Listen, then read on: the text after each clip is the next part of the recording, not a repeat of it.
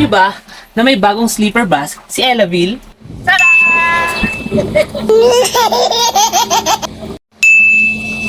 This is Leonard!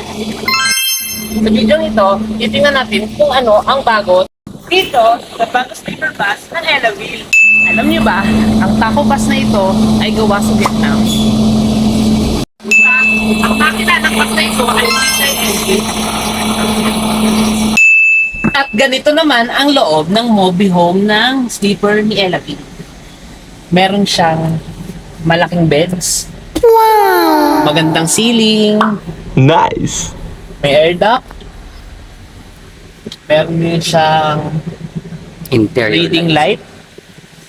Meron din siyang monitor para sa movie, etc.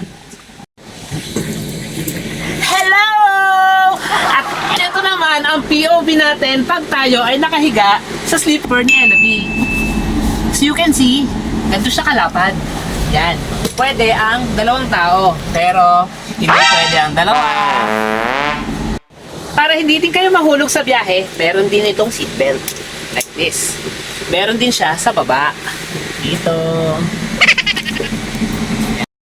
Ang bench ni Elaville, nare-recline din siya. Semi-recline lamang. Di tulad ng sa Bicol Isarog na flat siya. Kasi meron siyang footbox. Like this. Yan. At pag gusto mong matulog, na hindi ka masyadong nasusulo, pwede mo siyang patayin dito. Itong button na to ay para dito. This.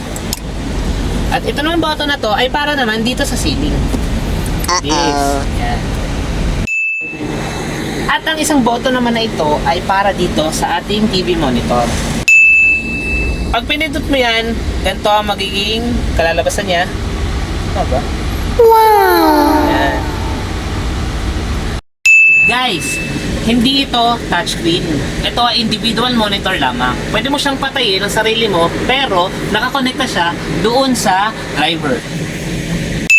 At kung dalawa naman ang iyong inumin, pwede mo siyang ilagay dito. Yan. At saka ito pa. Bottle holder. Tapos, dito, pwede mo siyang ilagay yung mga bag mo, ganyan. Tapos, dito, foot box. Pwede mo ilagay dito ang sapatos mo, pero pag bumiyahe na sila, possible na bigyan kanila ng bagutan. At para stay connected ka sa ating biyahe, pwede kang mag-charge dito. May Type-C ito, may USB din. At kung gusto mo namang marinig ang pinapanood mo sa TV monitor, dapat may dala kang headset. Dito mo naman siya ilalagay. At kung makakapwesto ka naman sa pwestong ito, meron itong code na U10. It means upper 10. Baka kung ano namang ibig sabihin mo. Kung ano namang iisipin nyo na naman. No, alam nyo naman mga grade mo. Ang bus na ito ay possible na bumiyahe ng Bulan Sorsogon. So it means, dalawa ang magiging driver nito. Para sa pahinga naman ng ating driver, meron silang driver's bed. Tingnan mo kung gaano siya kalawang. Yan. Okay. At para sa safety naman ng ating mga pasahero, meron din siyang CCTV. Catch the TV. Like, isa, dalawa, at tatlo!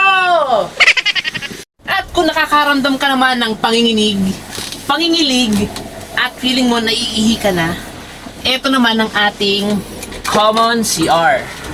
This one. Meron itong bidet para sa mga babae. May lababo. Dito ang kanilang flush. This one, dito naman, para sa gripo.